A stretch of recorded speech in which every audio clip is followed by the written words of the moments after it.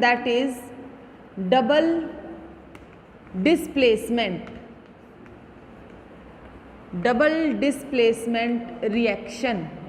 बेटा पिछली क्लास में भी हमने थोड़ा सा इसके बारे में पढ़ा था और मैंने आपको एक सीरीज का नाम बताया था जिसको हम बोल रहे हैं रिएक्टिविटी सीरीज। टाइप क्या है? एक्सचेंजिंग है। हमने ये पिछली क्लास में भी पढ़ा कि ये किस प्रकार की रिएक्शन है जिसमें एक्सचेंज ऑफ आयंस होते हैं। ठीक है, बस हमें आज फोकस करना है कि रिएक्टिविटी सीरीज क्या है। बेटा रिएक्टिविटी सीरीज जो है वो एक अरेंजमेंट है, अरेंजमेंट ऑफ एलिमेंट्स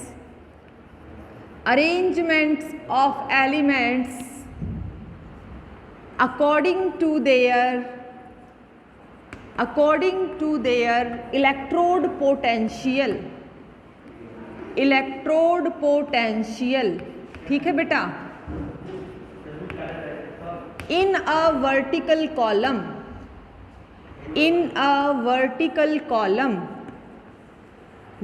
column में रिडॉक्स या इलेक्ट्रोड पोटेंशियल के बिहाफ पे हम एलिमेंट्स का अरेंजमेंट करते हैं तो हम उसको इलेक्ट्रोकेमिकल सीरीज कहते हैं। ये इलेक्ट्रोकेमिकल या इलेक्ट्रो रिएक्टिविटी या इलेक्ट्रोमोटिव सीरीज कहाँ से स्टार्ट होती है? फर्स्ट एलिमेंट रहेगा potassium, sodium, barium, calcium, magnesium, zinc, iron. बेटा यहाँ पर जाकर आपके पास आ जाता है हाइड्रोजन। ठीक है, इससे नीचे आप आएंगे कॉपर, मरकरी और सबसे least reactive element gold, silver. ये रिएक्टिविटी टॉप टू बॉटम जो है डिक्रीज हो रही है। इससे नीचे सारे नॉन मेटल्स एंटर करते हैं। ये रिएक्टिविटी सीरीज जो है ये टॉप टू बॉटम रिएक्टिविटी में डिक्रीज हो रही है। मोस्ट रिएक्टिव एलिमेंट, इसको बोलेंगे मोस्ट रिएक्टिव एलिमेंट। बेटा एनसीईआरटी में और काफ़ी बुक्स में इससे पहले लिथियम भी लिखा हुआ है, तो कंफ्यूज नहीं होना है। इलेक्ट्रोड पोटेंशियल लिथियम का ज़्यादा नेगेटिव होता है, उसको हम मोस्ट रिएक्टिव बोलते हैं एनसीईआरटी के अकॉर्डिंग। लेकिन आप अपनी हेल्प बुक्स में इसको पोटेशियम से स्टार्ट देखोगे तो दोनों ही सही हैं। पोटेशियम मोस्ट रिएक्टिव है बेटा, और सिल्वर, गोल्ड और प्लैटिनम, बेटा एक एलिमेंट और रहेगा यहाँ पर प्लैटिनम, ये तीनों लीस्ट रिएक्टिव एलिमेंट होते हैं। लीस्ट रिएक्टिव मेटल्स बोलेंगे इनको। इन तीनों को नोबल मेटल्स भी कहा जाता है, नोबल मेटल्स। ठीक है, तो रिएक्टिविटी टॉप टू बॉटम जो है वो डिक्रीज हो रही है। मोस्ट रिएक्टिव, लीस्ट रिएक्टिव, इनके तुरंत बाद आते हैं बेटा नॉन मेटल्स। अगर हमें कहीं किसी रिएक्शन में एक्सचेंज करना पड़े तो मैंने आपको बताया था एक्सचेंजिंग ऑफ आयन, एक least reactive metal most reactive metal से एक्सचेंज हो जाता है। यहाँ पर आयन की एक्सचेंजिंग देखनी है, एक्सचेंजिंग ऑफ आयंस। हम यहाँ पर रिएक्टिविटी सीरीज में आयंस की एक्सचेंजिंग को जो है ऑब्जर्व करेंगे। एक बार एग्जाम्पल लेकर देखते हैं कि किस तरह के जो है क्वेश्चंस या रिएक्शंस हमारी यहाँ पर होती हैं। बोलो ये रिएक्टिविटी सीरीज आपको समझ में आ रही है? इसकी वैल्यू बेटा आपको गिवन मिलती है, हर एक एलिमेंट के लिए आपको वैल्यू गिवन मिलती है। उसकी अभी हमें कोई भी टेंशन नहीं लेनी, क्योंकि इसकी वैल्यूज़ का कोई भी क्वेश्चन हमारे सिलेबस में नहीं है। हमें सिर्फ ये ध्यान देना है कि कौन सा एलिमेंट किससे ज़्यादा रिएक्टिव है, बस। चलिए इसका एग्जाम्पल देखते हैं। डबल डिस्प्लेसमेंट रिएक्शन के कुछ एग्जाम्पल्स करते हैं ताकि हम ये समझ पाएँ डबल डिस्प्लेसमेंट रिएक्शन है क्या। एग्जाम्पल हमने लिया बेटा बेरियम सल्फेट, ठीक है, या बेरियम क्लोराइड का मैंने पहले भी शायद आपको लिखवाया था। Sodium sulphate, barium chloride, sodium sulphate. बेटा आपको ये मैंने पहले बताया था कि जो डबल डिस्प्लेसमेंट रिएक्शंस हैं वो कहाँ होती हैं, वो एक्वस सॉल्यूशन में ही एक्सचेंज करती हैं। एक्वस सॉल्यूशन में आयंस का एक्सचेंज होता है। Barium chloride aqueous solution, sodium sulphate aqueous solution. क्या बनाएंगे, कोई बताएगा? क्या बनेगा, ये मैंने पिछली क्लास में भी आपके साथ डिस्कस किया था। आपने बनाया था बेरियम क्लोराइड, बेरियम क्लोराइड तो है, बेरियम सल्फेट पीपीटी है ना, इसके पीपीटी बनाए थे। और क्या बनाया था, सोडियम क्लोराइड, ठीक है। सोडियम क्लोराइड किस स्टेट में बनाया था, एक्वा स्टेट में। तो यहाँ पर आयन की एक्सचेंजिंग का क्या मतलब है बेटा, इसके आयंस को ब्रेक करेंगे, Ba2 पॉजिटिव। ये 2 पॉजिटिव कहाँ से आया, अगर आपने 9th क्लास में पढ़ा था तो आपको याद होना चाहिए, जब आप ये फॉर्मूला बनाते हैं तो किसी भी एलिमेंट पर चार्ज कैसे आता है। अब बेटा यहाँ पर कितने एटम हैं क्लोरीन के, 2 एटम हैं। क्लोरीन पर चार्ज क्या होता है, -1 होता है। अब हम इसके बाद लेकर चलेंगे, हाँ, NaCl2 BaSO4, बिल्कुल सही। BaSO4 के क्या बनाए हमने, पीपीटी बनाए, ठीक है। NaCl एक्वस सॉल्यूशन रहेगा, नहीं मोहित NaSO4 नहीं बनेगा, NaSO4 नहीं बनेगा, BaSO4 बनेगा, ठीक है, हाँ बिल्कुल सही। पायल NaCl2 कभी नहीं होता है बेटा, NaCl2 कभी नहीं होता है, क्योंकि यहाँ पर देखो 2 नहीं रहेगा, it is a valency, chlorine की वैलेंसी 1 होती है, सोडियम की वैलेंसी भी 1 होती है। प्लीज़ इसको करेक्ट करेंगे, ठीक है। अच्छा, अब देखो क्या आयन है, बेरियम, बेरियम के आयन बन गए। क्लोरीन, क्लोरीन के ऊपर बेटा चार्ज हमेशा -1 होता है, लेकिन हम फॉर्मूले में जब देखेंगे तो 2 एटम होते हैं हमारे पास, बिल्कुल सही। ऐसे ही हम इसके 2 एटम ले रहे हैं, सोडियम के 2 एटम बेटा हमने लिए, लेकिन इस पर चार्ज हमेशा क्या होता है, +1 होता है। सल्फेट के ऊपर चार्ज बेटा -2 होता है। एक्सचेंजिंग देखनी है, ध्यान देंगे, एक्सचेंजिंग देखनी है। ये भी कैटायन है और ये भी कैटायन है, ये कैटायन इसकी जगह को लेना चाहता है। मैंने इस बेरियम को कहाँ भेज दिया, सोडियम की जगह पर। मुझे चार्ज भी तो बराबर करना चाहिए, 2 पॉजिटिव, 2 × 2 में 1 बताया था ना, चार्ज बैलेंस करना, तो कितना हो गया, 2 पॉजिटिव हो गया। ये भी कितना है, 2 पॉजिटिव है। उधर जाकर बेरियम किसके साथ सॉल्यूशन बना रहा है, बेरियम बना रहा है सल्फेट के साथ, SO4 2 नेगेटिव, है ना, SO4 2 नेगेटिव बना रहा है ना, वेरी गुड। अब बेरियम यहाँ चला गया तो ये भी तो इसके साथ आ जाएगा बनाने के लिए, आएगा कि नहीं। अच्छा, इसने बनाया तो क्या बनाया, Na positive plus Cl negative. ध्यान देना कितने Na हैं और कितने Cl हैं, 2 Na हैं और 2 Cl हैं। अच्छा, एक नेगेटिव पॉजिटिव चार्ज जो होते हैं वो हमेशा आपस में जुड़ जाते हैं। बेरियम सल्फेट जब जुड़ा, पॉजिटिव नेगेटिव, BaSO4, और यहाँ पर भी पॉजिटिव नेगेटिव, लेकिन कितने हैं, 2 NaCl। बेटा इस तरीके से आपको कोई भी रिएक्शन करने से पहले उसको ब्रेक करना आना चाहिए। और ब्रेक करने का मतलब ये नहीं है कि आपको किसी भी तरीके से उसको तोड़ सको, उसके ऊपर आने वाले चार्ज के अकॉर्डिंग आप उसको ब्रेक करेंगे। जैसे मैंने यहाँ इस फॉर्मूले में आयंस में ब्रेक करना बताया। बेटा आवाज नहीं आ रही, डबल डिस्प्लेसमेंट रिएक्शन, ठीक है। अब आते हैं हम नेक्स्ट टाइप ऑफ रिएक्शन पर।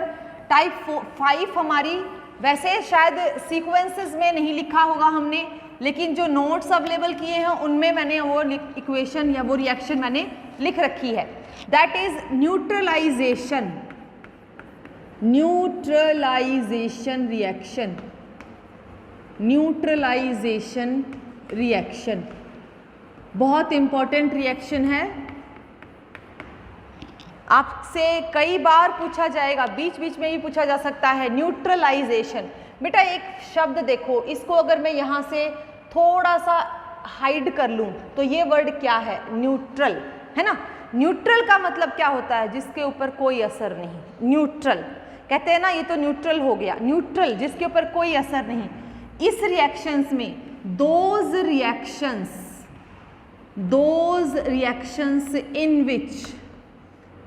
in which acid और base reacts with base और acid to form salt and water and neutralize the effect of characters of both दोनों के कैरेक्टर्स के इफेक्ट को, यानी कि एसिड के इफेक्ट को और बेस के इफेक्ट को अगर न्यूट्रलाइज करके सॉल्ट और वाटर बना दिया जाए तो ऐसी रिएक्शंस को कहते हैं न्यूट्रलाइजेशन। बेटा कभी भी ये रिएक्शन आप परफॉर्म करके देख लेना। अगर आप किसी भी एसिड में थोड़े से अमाउंट का बेस मिलाकर उसको टेस्ट करोगे, देखो एसिड टेस्ट में कैसा होता है, एसिड टेस्ट में सोर होता है, बेस टेस्ट में कैसा होता है, बेस टेस्ट में बिटर होता है। अगर सोर और बिटर आप मिलाकर इकट्ठे देखते हो तो आपको जो टेस्ट आएगा वो सॉल्टी आएगा। इट मीन्स एसिड का भी नेचर खत्म हो गया, बेस का भी नेचर जो है वो खत्म हो गया। उसको बोलते हैं न्यूट्रलाइज होना। दोनों ने अपने अपने कैरेक्टरिस्टिक्स को डिसअपीयर करके एक नई प्रॉपर्टी क्रिएट की, उसे क्या बोलेंगे, सॉल्ट। ठीक है, साथ में हमें वहां से जो अमाउंट मिलेगी वो वाटर की अमाउंट मिलेगी। तो न्यूट्रलाइजेशन रिएक्शन है क्या, acid plus base forms as salt plus, इसको आप H2O भी लिख सकते हो, आप इसको वाटर भी लिख सकते हो, सिंपल वाटर। ये हमारा बेसिक फॉर्मूला है इस टाइप की रिएक्शन का। अब इसी पे एग्जांपल्स लिखते हैं। बेटा एसिड में मैंने सबसे आसान एसिड लिया जो आप लोगों को बहुत अच्छे से पता है, HCl एक्वस मैंने लिया। ऐसे ही साथ में मैंने एक बेस लिया NaOH, इसका नाम क्या है, HCl का नाम क्या है, हाइड्रोजन क्लोराइड है ना, हाइड्रोजन क्लोराइड। और बेटा इसको हाइड्रोक्लोरिक एसिड भी कहते हैं, हाइड्रोक्लोरिक एसिड। ठीक है, अच्छा ये कौन है, ये है सोडियम हाइड्रोक्साइड।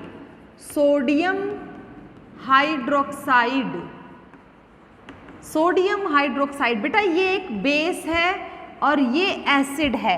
अब ध्यान से देखना, इसका Cl, अगर मैं इसके ऊपर चार्ज की बात करूं तो हमारे हाइड्रोजन पर आता है +1, क्लोरीन पर आता है -1।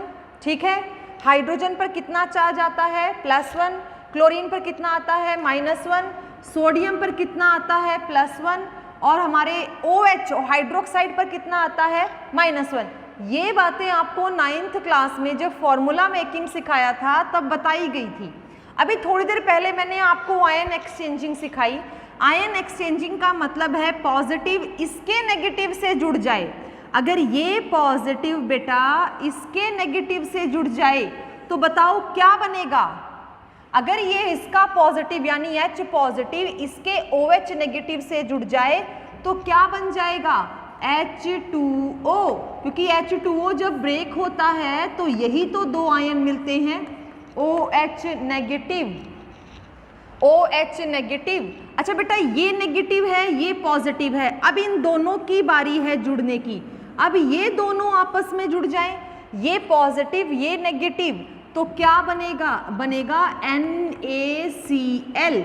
इस NaCl की प्रॉपर्टी इन दोनों से बिल्कुल डिफरेंट है और इसका नेचर कैसा है, सॉल्ट। ये रहेगा सॉल्ट और हमें साथ में क्या मिल रहा है, वाटर। तो बेटा जो बेसिक रिएक्शन है वो है acid plus base gives salt and water. ठीक है, इसका एक एग्जाम्पल और लेते हैं और उस एग्जाम्पल में प्रोडक्ट आपको बताना है, मैं बिल्कुल भी हेल्प नहीं करने वाली। एसिड मैंने लिया H2SO4 एक्वस, क्योंकि बेटा ये डाइल्यूटेड कंडीशन में ही लेते हैं। ठीक है, अब बेस मैंने लिया KOH एक्वस। सबसे पहले तो इनके नाम वो मैं आपको बता देती हूँ, लेकिन प्रोडक्ट आप बताएंगे। H2SO4 को बोलते हैं सल्फ्यूरिक एसिड और बेटा KOH को बोलते हैं पोटेशियम हाइड्रोक्साइड। Potassium hydroxide. ठीक है, चलिए बताइए मुझे कि प्रोडक्ट क्या बनेंगे। हर्ष बताओ क्या प्रोडक्ट बनेंगे, बताओ क्या प्रोडक्ट बनेंगे। जैसे मैंने इसमें स्प्लिट किया है, इसको भी स्प्लिट करके जोड़ो, पॉजिटिव नेगेटिव, नेगेटिव पॉजिटिव आपस में जुड़कर क्या बनाएंगे। मुझे सॉल्ट और वाटर चाहिए। चलिए बताइए फटाफट क्या बनेगा। चलिए एक तो बिल्कुल सही है, आपका बन गया H2O। और बेटा सॉल्ट क्या बनेगा। यस बिल्कुल सही, बताइए बताइए पॉजिटिव और नेगेटिव, पॉजिटिव और नेगेटिव। KSO4 नहीं बनता है, ध्यान दें यहां पर, और इसकी वैलेंसी के ऊपर बैलेंसिंग करो। इसके ऊपर चार्ज आता है 2 नेगेटिव, इसके ऊपर चार्ज आता है +1, ये +1 -1। अगर ये हमारा पोटेशियम सल्फेट से जुड़ेगा तो चार्ज भी तो बराबर होना चाहिए। तो फॉर्मूला क्या बनेगा, K2SO4। K2SO4 क्या है हमारा, सॉल्ट।